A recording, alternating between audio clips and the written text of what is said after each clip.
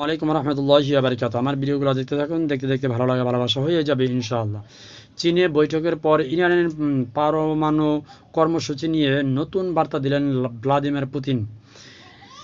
ইরানের পারমাণু কর্মসূচি নতুন করে আন্তর্জাতিক আলোচনায় এসেছে। সম্প্রতি ইউরোপের 3 দেশ ফ্রান্স, জার্মানি ও ব্রিটেনের সঙ্গে ইরানের পারমাণু বিষয়ক আলোচনা ব্যর্থ হওয়ার পর দেশগুলো জাতিসংঘকে জানিয়ে দিয়েছে তেহরানের ওপর নিষেধাজ্ঞা বহাল করার জন্য।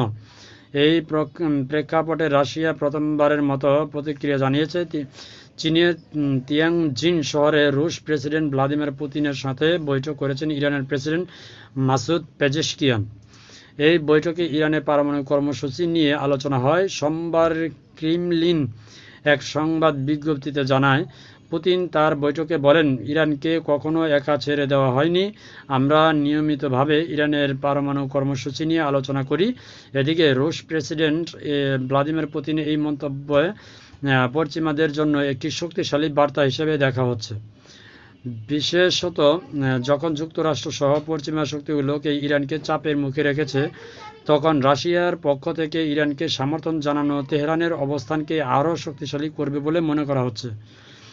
ইরানি president Masoud Pezeshkian Shanghai cooperation অর্গানাইজেশনের এসসিও সম্মেলনে যোগ দিতে তিয়ানজিনে উপস্থিত ছিলেন।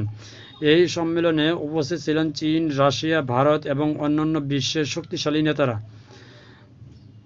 মার্কিন প্রেসিডেন্ট ডোনাল্ড ট্রাম্পের চলমান বাণিজ্যিক যুদ্ধের মধ্যে এই সম্মেলন বৈশ্বিক দৃষ্টিকোণে তাৎপর্যপূর্ণ বলে মন্তব্য করা হচ্ছে। সূত্র হচ্ছে আনাদোলু এজেন্সি, এটা হচ্ছে আপনার তুরস্কের এটি শক্তিশালী গণমাধ্যম, টাইমস অফ ইসলি, মানে পুরো নামটা বললাম না, এটা হচ্ছে ইসরায়েলের গণমাধ্যম। তো পুতিনকে অবশ্যই ধন্যবাদ মুসলিম কান্ট্রির পাশে থাকার জন্য। ধন্যবাদ যারা আমার ভিডিওগুলো দেখতেছেন, তাদেরকেও ধন্যবাদ। আসসালামু আলাইকুম।